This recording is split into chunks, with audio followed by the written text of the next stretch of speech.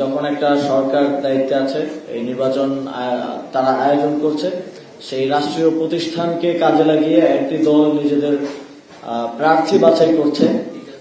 এটা প্রথমেই এক ধরনের অগণতান্ত্রিক এবং এক ধরনের তাদেরকে বলা যায় যে যেটা তাদের জন্মটা যেভাবে হয়েছিল এক ধরনের কিংস পার্টির আচরণ।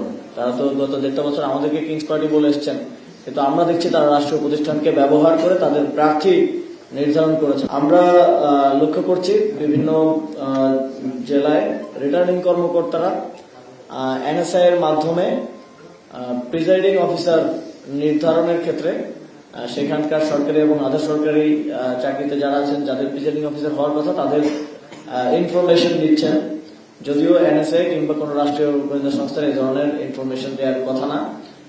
তারা আমরা যতটুকু জানতে পেরেছি যে তারা মিড লেভেলের এবং উপরের লেভেলেরও হয়তো কারো কারো সহায়তায় এই ইনফরমেশন গুলো নিচ্ছেন, এবং সেখানে তারা স্পেসিফিকলি রাজনৈতিক মতাদর্শ দেখে প্রিজাইডিং অফিসার নির্ধারণ করছেন।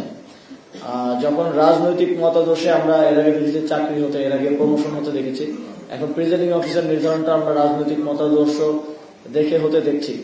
যখন একটা নির্দিষ্ট রাজনৈতিক মতাদর্শের প্রিজাইডিং অফিসাররা দায়িত্বে থাকবেন, তখন স্পষ্টভাবেই এই নির্বাচনটা একটা কারচুপির নির্বাচন হতে যাচ্ছে। একটা ইঞ্জিনিয়ারিং করার মন মানসিকতা তাদের মধ্যে আছে বলে এটা স্পষ্টভাবে প্রতীয়মান হচ্ছে। আমাদের নির্বাচন কমিশনের প্রতি এবং সরকারের প্রতি আহ্বান থাকবে যে এই রাষ্ট্রীয় যেসব প্রতিষ্ঠানগুলো এই ধরনের কাজ করার ক্ষেত্রে সহযোগিতা করছে, তাদের বিরুদ্ধে দ্রুত শাস্তিমূলক ব্যবস্থা গ্রহণ করা প্রয়োজন। তাদের জবাবদিহিতা নিশ্চিত করা প্রয়োজন। যদি তা না করা হয় তাহলে এই নির্বাচন অনুষ্ঠিত হওয়ার আগেই প্রশ্নবিদ্ধ হয়ে যাচ্ছে। আমরা দেখছি যে বিভিন্ন স্থানে যারা সহকারী রিটার্নিং কর্মকর্তা আছেন, সেক্ষেত্রে যারা নিরপেক্ষ ভাবে কাজ করে যাচ্ছেন, যারা এই যে প্রিজাইডিং অফিসার নির্ধারণ থেকে শুরু করে বিভিন্ন ক্ষেত্রে বিএনপিকে সহযোগিতা করছেন না, স্থানীয় বিএনপির প্রার্থীকে সহযোগিতা করছেন না, তাদেরকে নির্বাচন কমিশনের চাপ প্রয়োগের মাধ্যমে তাদেরকে সাথে সাথে উইথড্র করা হচ্ছে, অথবা বিএনপির কোন প্রার্থীকে যে শোকজ দিচ্ছেন কিংবা জবাবদিহিতা চাচ্ছেন তাদেরকে উইথড্র করা হচ্ছে।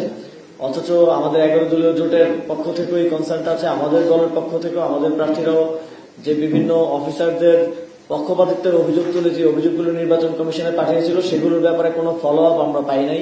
নির্বাচন কমিশন একটা গভীর খাদের মতো হয়ে গেছে, সেখানে আমাদের চিঠি গেলে সেটা আর কখনো ফেরত আসতেছে না। কিন্তু কেউ বিএনপির কোন প্রার্থীকে শোকজ করলে চিঠিও দেওয়া যাচ্ছে না, বিকালের মধ্যে সে উইথড্র হয়ে যাচ্ছে।